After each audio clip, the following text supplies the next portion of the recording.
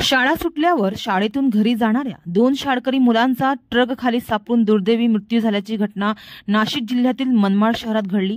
मनमाड शहरातील चांदवड रोडवर मोकाट जनावरांच्या धडकेने बॅलन्स जाऊन ज्या मोटरसायकलवर हे 2 विद्यार्थी होते त्यांची मोटरसायकल खाली पडली आणि मागून येणाऱ्या ट्रकने या दोघांना चिरडले।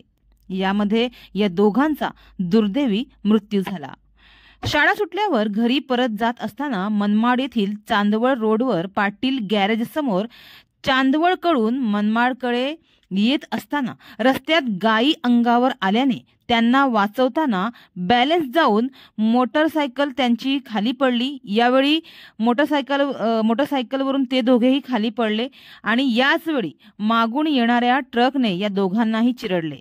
यात मोटारसायकलवरील आदित्य मुकेश सोळसे व वैष्णवी प्रवीण केकान राहणार हनुमाननगर या 2 शाळकरी मुलांचा जागीच मृत्यू झाला।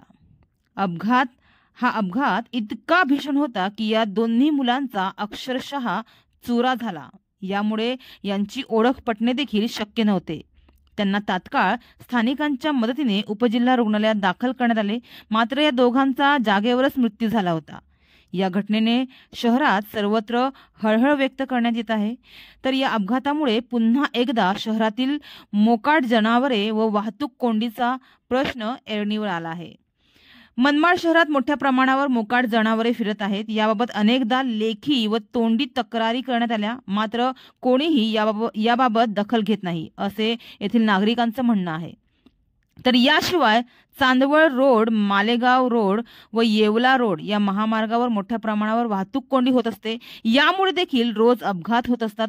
आजही या मोकाट जनावरांमुळे 2 शाळकरी मुलांचा जीव गेला आहे। याबाबत आता नगरपालिका प्रशासन व पोलीस प्रशासनाने दखल घ्यावी अशी मागणी शहरातील जनतेकडून करण्यात येत आहे।